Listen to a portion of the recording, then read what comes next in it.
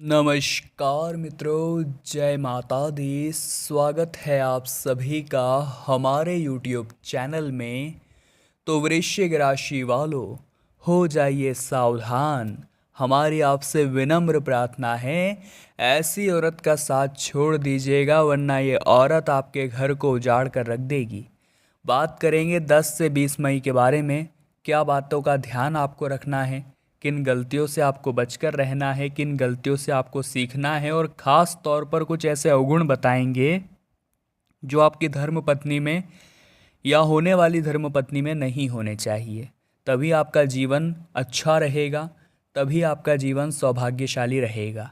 लेकिन सबसे पहले जितने भी यहाँ पर सच्चे कृष्ण प्रेमी हैं वो वीडियो को लाइक करें, और कमेंट बॉक्स में राधे राधे सच्चे मन से अगर लिख देंगे तो आपके यूं ही कई सारे बिगड़े काम बन जाएंगे। तो बात करें अगर सबसे पहले अवगुण के बारे में जो कि स्त्रियों में नहीं होना चाहिए, वो है दोस्तों झूठ बोलना। वैसे तो झूठ स्त्री और पुरुष दोनों को ही नहीं बोलना चाहिए, लेकिन जब स्त्री झूठ बोलती है तो देखिए क्या क्या होता है। स्त्री को सदैव ही झूठ बोलने से बचना चाहिए। जो स्त्री झूठ को अपने स्वभाव में शामिल कर लेती है उसे एक न एक दिन दूसरों के सामने लज्जित जरूर होना पड़ता है।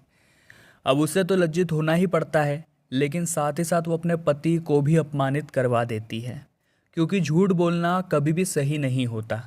हम एक झूठ को छुपाने के लिए 100 और झूठ बोलते हैं और अंत में वो झूठ सामने आता ही आता है। इसलिए एक बार सत्य कहकर दुनिया वालों के सामने थोड़ा सा आपको कष्ट सहना पड़ेगा, लेकिन आगे के लिए आप फ्री हो जाएंगे। इसलिए सदैव स्त्री हो या पुरुष सत्य का साथ दीजिए। झूठ जो भी बोलेगा वो हमेशा अपमान ही झेलेगा।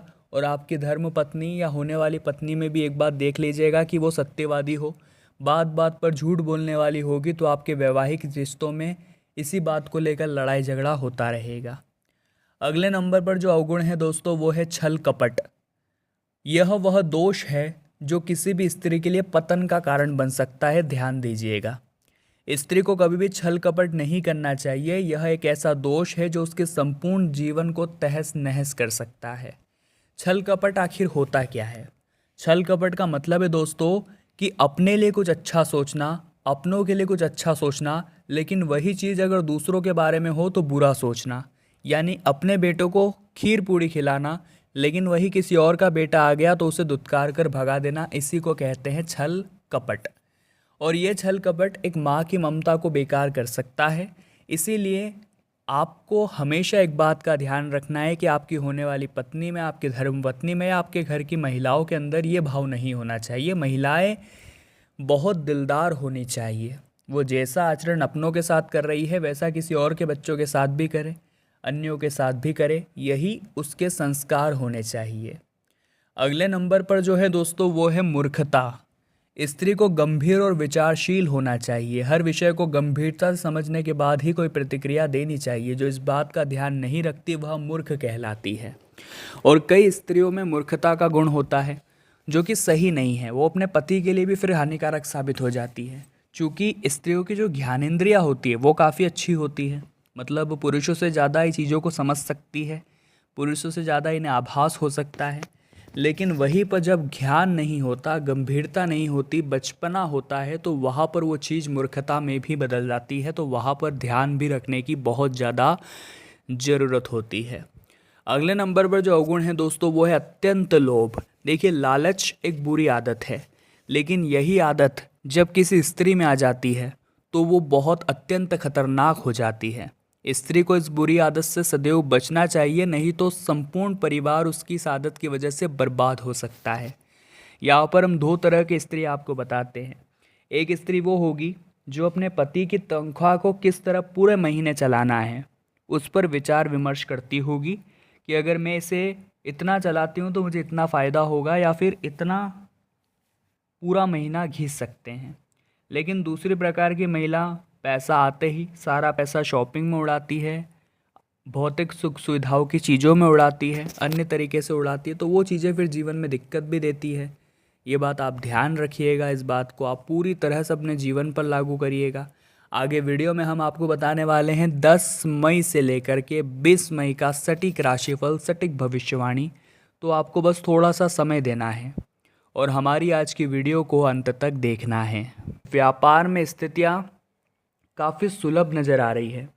काफ़ी समय से हम देख रहे थे, परिणाम वो नहीं मिल रहे थे जैसा आप चाहते थे, लेकिन अब परिस्थितियाँ अचानक से विपरीत होगी और किस्मत आपको नया परिणाम देगी। कुछ नए लोग, कुछ नई कंपनी आपसे जुड़ेंगी तो फ़ायदा और अच्छा आपको हो जाएगा। लेकिन एक बात का ध्यान रखिएगा, जो ग्राहक होते हैं वो भगवान का स्वरूप होते हैं। आपकी अपने ग्राहकों के साथ बॉन्डिंग उतनी अच्छी नहीं बनती।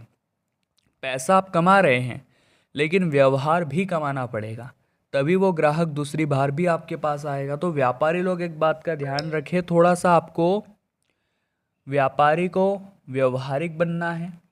यह व्यवहार आपको आगे भविष्य में बहुत फ़ायदा देने वाला है।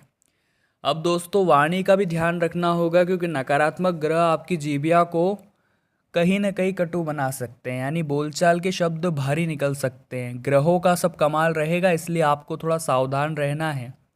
आपका स्वभाव वैसा नहीं है, लेकिन नकारात्मक ग्रह, पापी ग्रह आपका स्वभाव वैसा बना देंगे।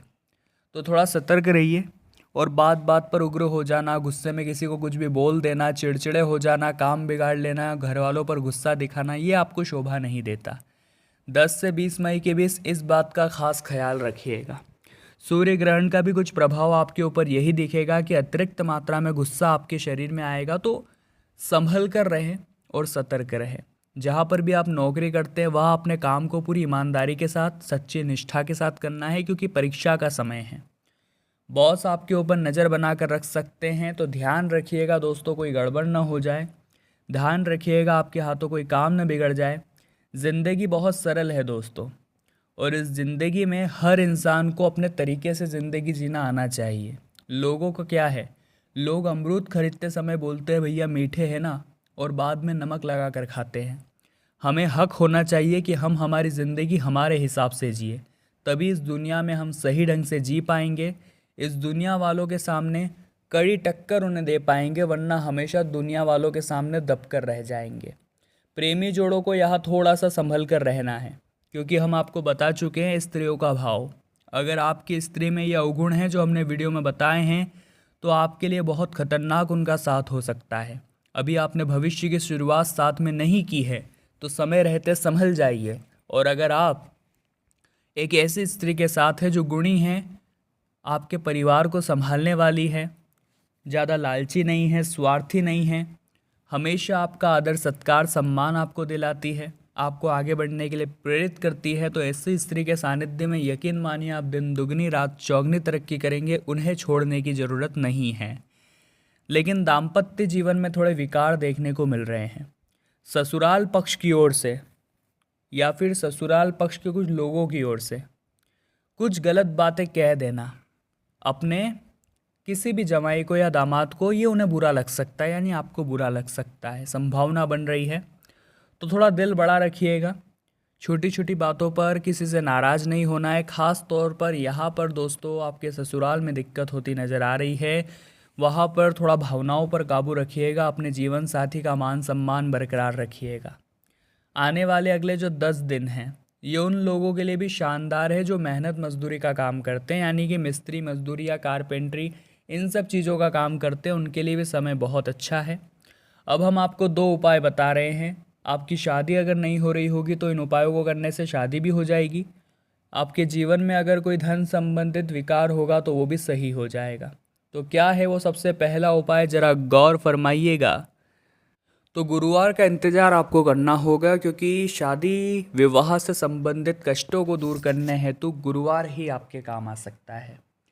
गुरुवार के दिन दोस्तों पीले वस्त्र अच्छी तरह से धारण करें। पूरे पूरे पीले रंग के वस्त्र आपको अपने शरीर पे पहनने हैं।